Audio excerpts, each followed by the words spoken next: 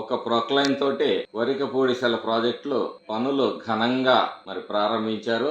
వెంటనే రేపే మాజీ జలవనరుల శాఖ మంత్రి, ప్రస్తుత జలవనరుల శాఖ మంత్రి ఇద్దరు కూడా పర్యవేక్షణకు వస్తా ఉన్నారు.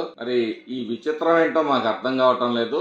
పల్నాడు ప్రజలు మరీ అంత పిచ్చి పువ్వులాగా మీకు కనపడుతున్నారా? ఈ రోజు ప్రొక్లైన్ పనిచేయటం, దాన్ని పనులు పర్యవేక్షణకు వస్తున్నారండి. అసలు ఎక్కడైనా బడ్జెట్ లో మీరు రూపాయి నిధులు కేటాయించారా? అంటే మా పల్నాడు ప్రజల్ని మళ్లీ మభ్య పెట్టాలని మేము పదే బడ్జెట్ లో కేటాయింపులు లేవు, పనులు ప్రారంభించలేదంటే మొక్కుబడిగా కాలువలాగా లైన్లేసి దాన్ని తీస్తూ ఇద్దరు దురంధరులు, ఆయనేమో మాజీ జలవనరుల శాఖ మంత్రి, ఆయన పోలవరం గురించి అసెంబ్లీలో మీసాలు తిప్పుతూ కొడలు జరుస్తూ 22లో పూర్తి చేస్తామని చెప్పేసి పూర్తి చేసినట్టున్నాడు.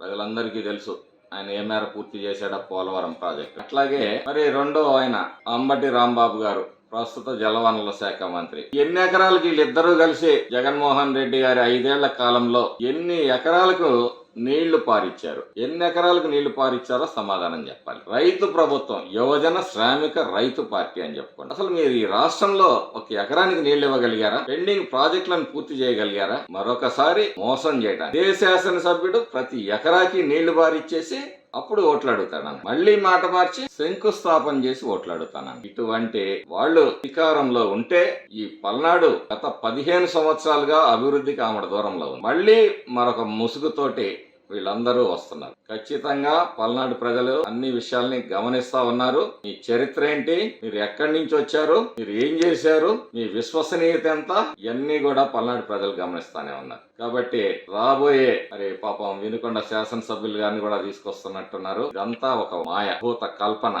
శిలాఫలకాన్ని ఎవరైనా అక్కడ స్టేజీ మీద శిలాఫలకాన్ని వేసి దాన్ని కూడా మాయం చేశారు. ఎందుకంటే దాన్ని పట్టుకొని దాని పక్కన నిలబడి ఎంతవరకు వచ్చిందని అడుగుతూ ట్రోలింగ్ చేస్తారనే భయంతో ఆ శిలాఫలకాన్ని అక్కడి నుంచి ఎత్తుకొని పోయారు. అసలు ఎక్కడైనా చరిత్రలో శిలాఫలకాలు స్టేజీ మీద వేసే సాంప్రదాయం ఉందా? ఇదే జరగని ఎన్నో వింతలు ఈ వైసీపీ పరిపాలనలో జరుగుతా ఉన్నాయి. తాగునీరు లేక పల్నాడు ప్రజలు అల్లల్లాడిపోతా ఉంటే నీళ్ల వ్యాపారం చేసుకుంటూ ప్రతి నెల లక్షలు గ్రామాల్లో దోపిడీ చేస్తూ ఈ రోజు ఏదో కాలువ ప్రాజెక్టు అంతా పూర్తయినట్టు ఇంకా కాలువ పనులు ప్రారంభించినట్టు పల్నాడు ప్రజల్ని మభ్యపెట్టే ప్రయత్నం చేస్తాం. స్వరూపం పల్నాడు ప్రజలందరికీ అర్థమైంది. ఈ మంత్రుల స్వరూపం, జగన్మోహన్ రెడ్డి స్వరూపం అంతా రాష్ట్ర ప్రజలందరికీ అర్థమైంది. పూటకప్పు మాటలు నమ్మే స్థితిలో ప్రజలు లేరు, బుద్ధి చెప్పడానికి సిద్ధంగా ఉన్నారు. ఇకనైనా మీ డ్రామాలు ఆపండి.